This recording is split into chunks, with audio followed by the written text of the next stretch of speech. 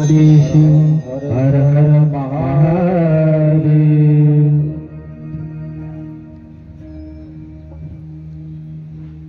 एक बात हमेशा याद रखिए, दान हुआ अहंकार से,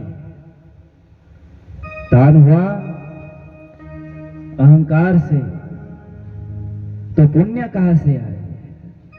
दान हुआ अहंकार से तो पुण्य कहां से आए? मंत्र जपा बिना भाव की शक्ति कहां से आए? मंत्र जपा बिना भाव से तो शक्ति कहां से आए? मन लग गया माया में, मन लग गया माया में तो शिव कहां से आए? मन लग गया माया में तो शिव कहां से आए? आपलं मन मायामध्ये गुंतलेलं असेल तर आपल्याला शिव कसा प्राप्त होईल? माय बाप हो, ही गोष्ट सर्वात आधी लक्षात घ्या। दुःख पीडा भगवान शंकराला विनवणी करून ह्या शिवमंडपामधून झोडी भरून येऊन जा। ही शिव महात्म्याची, भगवान शिवाची शक्ती आहे। अशीच एक शक्ती भगवान शिवाची शिव महापुराणामध्ये कथा येत आहे। ज्यावेळी आपण शिवालयामध्ये गेल्यानंतर सर्वप्रथम कशाचे दर्शन घेतो महिला मंडळ? भगवान नंदीचे। कोण आहे नंदी? विष्णू ब्रह्म यांनाही जे स्थान नाही ते नंदीला कसे प्राप्त झाले? काय होते या नंदीचे इतके पुण्य जे प्रथम अग्रस्थान त्या नंदीला प्राप्त झाले? अशीच कथा नंदिकेश्वर अवतार कथा श्री शिव महापुराणात येत आहे। सनत कुमार म्हणाले, नंदीश्वर, एक दिवस नंदीला सनत कुमारांनी प्रश्न विचारला, नंदीश्वर,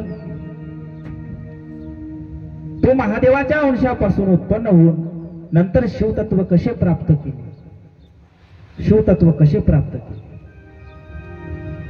नंदीश्वर म्हणाला, शिलाद, माझे जे वडील होते त्यांचे नाव होते शिलाद। ते एक धर्मात्मा, नित्य शिवाची भक्ती करणारे होते। त्यांनी कठोर तपश्चर्या केली आणि भगवान देवेंद्र त्यांना प्रसन्न झाले। त्यांनी मृत्यूरहित पुत्र व्हावा असा वर मागितला। ज्या मुलाचा मृत्यू कधीही होणार नाही अशा मुलाचा त्यांनी वर मागितले। देवेंद्राने शिवाची आराधना करण्यास सांगितले। त्यानंतर भगवान शिव प्रसन्न झाले आणि शिवजी, तुम्ही मला अवनीत मृत्यूरहित पुत्र द्या। शिवजींनी तथास्तु म्हटले। ज्या मुलाचा मृत्यू होणार नाही कधी अशा मुलाचे मला वरदान द्या। भगवान शंकराने तथास्तु म्हटले आणि भगवान शंकर त्या ठिकाणी अंतर्धान पावले। एके दिवशी शिलाच्या शरीरातून शिवजींच्या आशीर्वाद पुत्र प्रकट झाला आणि त्या पुत्राचे नाव ठेवण्यात आले नंदी। काय ठेवण्यात आले? नंदी।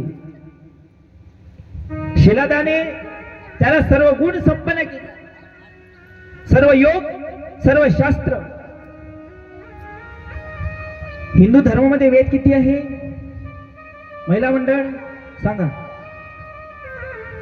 मुस्लिम समाज कुराण वाचतो, ईसाई समाज बायबल वाचते, शीख समाज गुरु ग्रंथ साहेबांचा ग्रंथ वाचतो। आपला राष्ट्रीय ग्रंथ कोणता आहे? चला, कसा आहे? आपल्याला कथा तर ऐकायची आहे पण थोडा ज्ञान पण आपल्याला हिंदू धर्माचं घ्यायचं। कोणता आहे राष्ट्रीय ग्रंथ? जर एखाद्याने विचारला तुम्ही कुठे गेलते तर सांगायचं आम्ही आशिष महाराजांच्या कथेमध्ये गेलतो। हा, तर काय असते आशिष महाराजांच्या कथेमध्ये? तर त्यांना सांगायच्या 3 गोष्टी असते। तुम्ही भागवत धर्म कशासाठी करतात, तुम्ही कीर्तन कशासाठी करतात, तुम्ही भागवत कशासाठी करताय? तर 3 गोष्टीचं उत्तर द्यायचं। पहिली गोष्ट म्हणजे भागवत, कीर्तन, प्रवचन, 3 गोष्टीवर अवलंबून आहे। पहिली गोष्ट आहे ते आपल्याला करायची आहे। एक देश, ह्या भारत देशासाठी आपल्याला भागवत कथा कीर्तन करायची। एक व्यक्ती होता आणि त्याने रविंद्र टागोरांना प्रश्न केला कि आपके भारत में क्या है? अरे हमारे इस भारत में क्या नहीं है? अरे जो मुगल और जो इंग्रज हमारे भारत में 150 साल राज्य किए हैं, ऐसे हमारे भारत को सोने की चिड़िया नहीं कहती, जहाँ डाल डाल पर सोने की चिड़िया करती है बसेरा। ओ भारत देश है मेरा, ओ भारत देश है मेरा, जहाँ डाल डाल पर सोने की चिड़िया करती है बसेरा। भारत देश है मेरा, ये भारत देश है मेरा, सत्य अहिंसा और धर्म भगवान तेरा। भारत देश है मेरा, वो भारत देश है मेरा। भारत जय भारत जय भारत।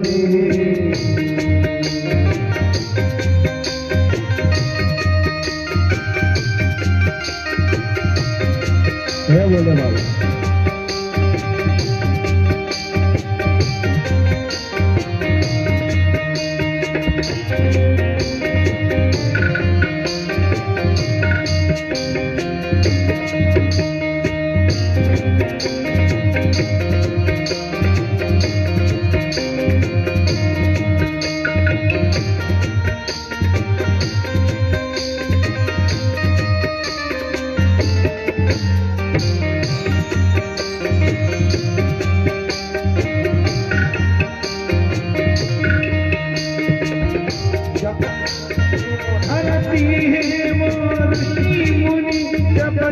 प्रभु नाम की माला।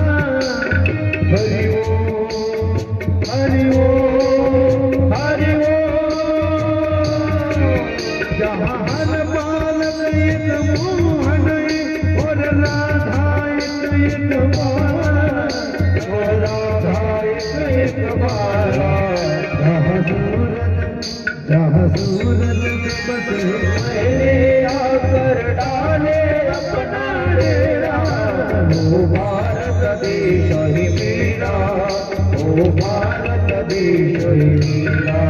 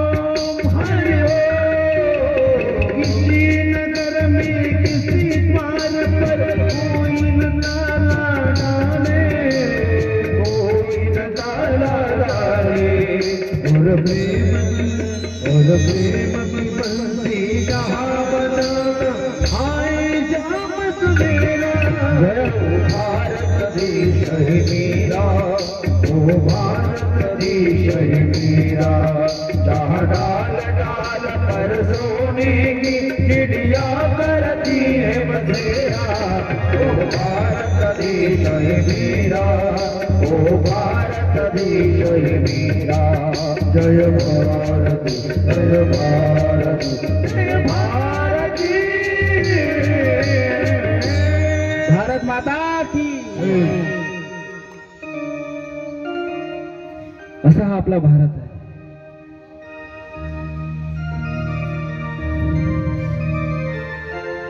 तर भगवान शंकराकडून वरदान दिल्यानंतर पुत्र झाला आणि त्याचे नाव ठेवण्यात आले नंदी। समोर काही दिवसानंतर नंदी मोठा झाला आणि एक दिवस तो 7 वर्षाचा झाल्यानंतर मित्र आणि वरुण नावाचे दोन मुनी नंदीला पाहण्यासाठी त्यांच्या घरी आले. शिलादाने उत्तम प्रकारे त्यांचा आदरातिथ्य केला. पण मात्र जाता जाता त्या मित्र आणि वरुणाने त्यांना सांगितले की हा जो तुझा मुलगा आहे अल्प आयुष्य, हा 1 वर्षामध्ये याचा मृत्यू होणार. किती वर्षामध्ये? तर सांगा, जर आपल्याला कळाले की आपल्या मुलाचा 7 दिवसामध्ये 1 वर्षामध्ये मृत्यू होणार आहे, तर तुम्ही काय पेढे खासाल? हा, तर तुम्ही का पार्टीला जासाल का पिकनिक करायला जासाल? Please give me answer. माझ्या प्रश्नाचं उत्तर द्या. नाही. तसेच नंदीच्या वडिलाचा सुद्धा पायाखालची जमीन घसरून गेली. खाली डोकं आपटून ते रडू लागले, अरे जो पुत्र प्राप्तीसाठी मी इतकी तपश्चर्या केली, इतके दिवस वाट पाहिली, आता त्या मुलाचा मृत्यू 1 वर्षात होणार आहे. नंदी जवळ आले. बाबा, तुम्ही का बरं रडत आहे? अरे नंदी, तुझं आयुष्य अल्प आहे, तू 1 वर्षात मरणार आहे. तू गेल्यानंतर तुझा विरह मी सहन करू शकणार नाही. त्यावेळी नंदी बाबाला उत्तर देतो, बाबा तुम्ही काळजी का बरं करत आहे? मला जन्म कोणी दिला? भगवान शिवाने. मला वरदान कोणी दिला? भगवान शिवाने. पण भगवान शिवाचा कैलासपती शंकराचं वरदान निष्फळ कसा जाईल? अरे भगवान से मुख से निकली बात व्यर्थ कैसी जाएगी? तुम्ही काळजी करू नका. त्यानंतर भगवान नंदीनी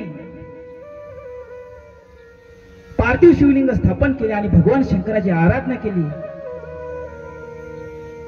भगवान शंकराची पूजा केली आणि त्यांच्या पूजेला, त्यांच्या तपश्चर्येला भगवान शंकर प्रसन्न झाले आणि भगवान शंकरांनी त्यांना वरदान दिले की तुझा मृत्यू कधीही होणार नाही. आणि भगवान नंदीला कैलासावर घेऊन गेले, सर्व गणांना एकत्रित केले आणि सर्वांना सांगितले, आजपासून सर्व गणांचा अधिपती नंदीश्वर राहील आणि बलाढ्य शक्ती, गुण संपन्न बुद्धी, सर्व ऐश्वर्य संपन्न गोष्टी नंदी परिपूर्ण होता. आणि त्यानंतर सुयेशा नावाच्या एका मुलीसोबत नंदीचा विवाह करण्यात आला. त्यानंतर नंदी हा सर्व गणांचा अध्यक्ष झाला.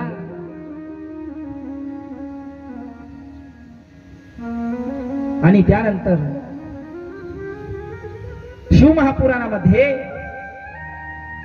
भगवान शिव यांना सतीने प्रसन्न केले, अनेक तपश्चर्या केली, अनेक वर्ष तप केले आणि भगवान शंकर सतीला प्रसन्न झाले. ब्रह्मदेव नारद यांनी प्रयत्न केले की जगाचा उद्धार करायचा असेल तर आपल्याला भगवान शंकर सतीचा विवाह करावा लागेल. पहा, जगदंबा अशीच प्रगटली नाही. दक्षाने अनेक वर्ष तपस्या केली आणि तपस्याचे फळ म्हणून दक्षाच्या घरी सती मातेचे उत्पत्ती आगमन होणार होते. एक दिवस दक्ष 1000 वर्ष तपस्या केली आणि आता त्याच्या तपस्येचे फळ मिळणार होते. जगदंबेची आराधना केली, जगदंबेची प्रार्थना केली आणि चैत्र मासामध्ये मा जगदंबा दक्षाच्या घरी ज्योती स्वरूपामध्ये प्रकट झाली. आई भवानी,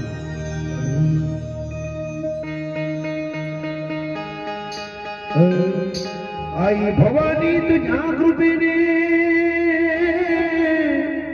तारसे फक्त वारी संकटाला आई कृपा करी माझ्यावरी जागवी तुरा आई कृपा करी माझ्यावरी जागवी तुरा.